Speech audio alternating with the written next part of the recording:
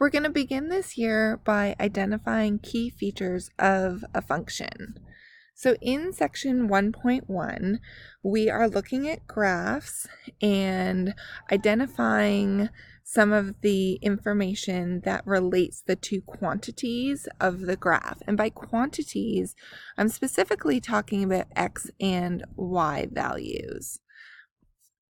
So some vocab that you're going to need to know over the next couple classes are the following. So functions are a relation for which every input, which is an x value, has exactly one output.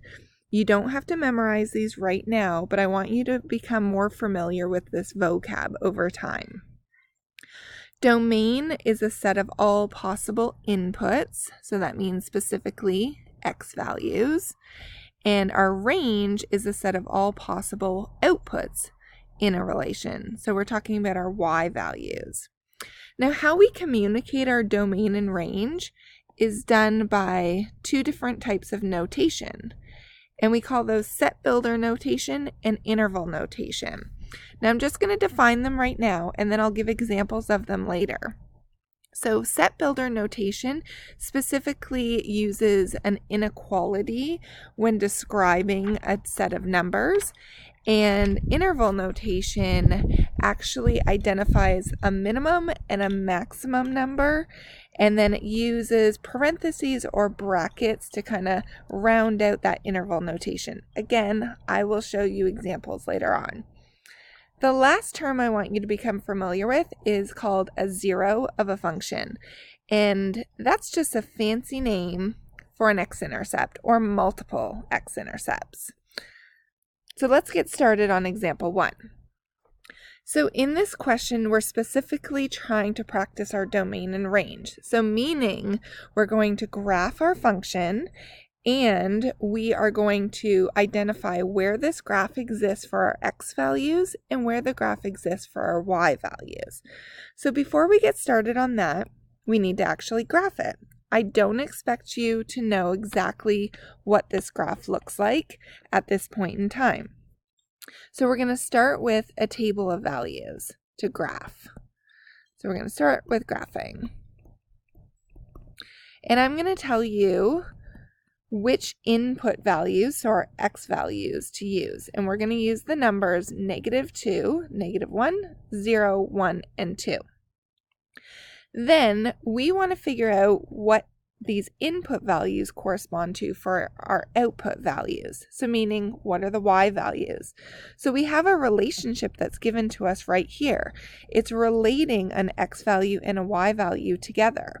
So we're simply going to plug in the input value and use the equation that's given above.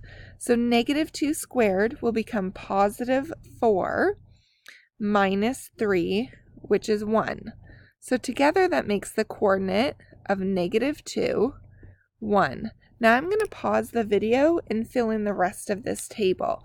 I suggest you do the same, and then you can check your answers. All right, I'm back.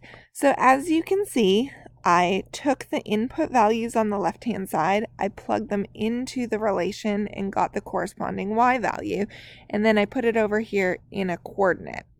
The next thing we need to do is actually graph the coordinates.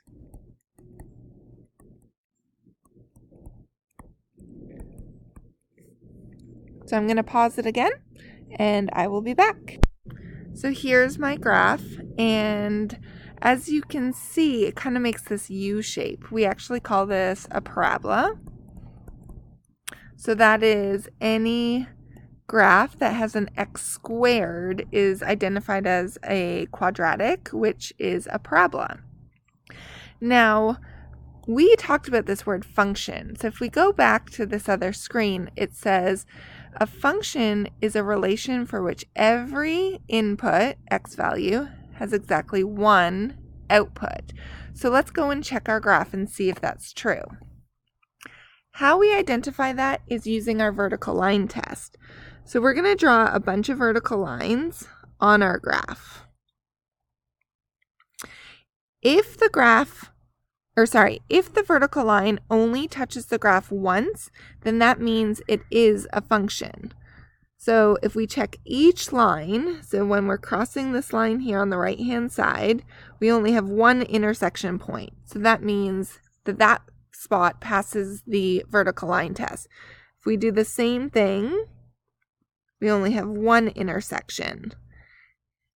We do it multiple times, and it looks like every single vertical line only touches the graph in one spot. So therefore, it is a function.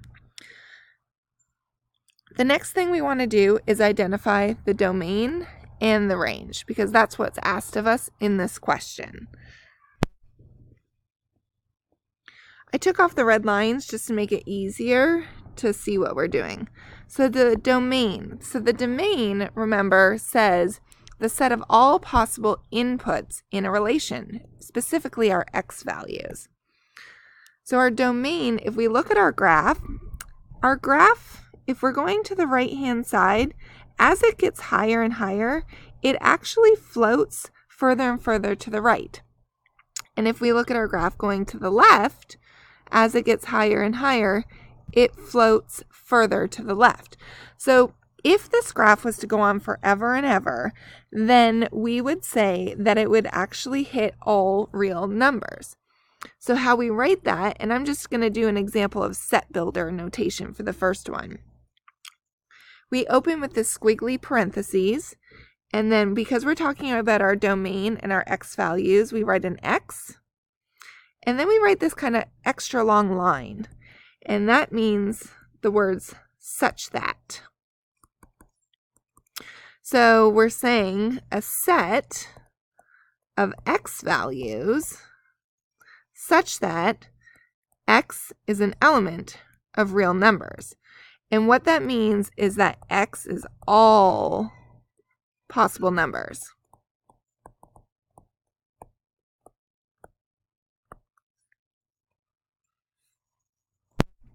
Now let's look at the range. So our range talks about our y values. So we're going to start the same way.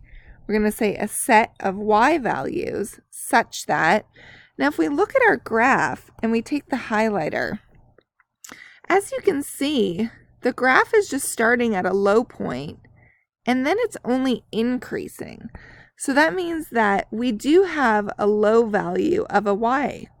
And that lowest number is actually this point here on our table of values. So it's -3.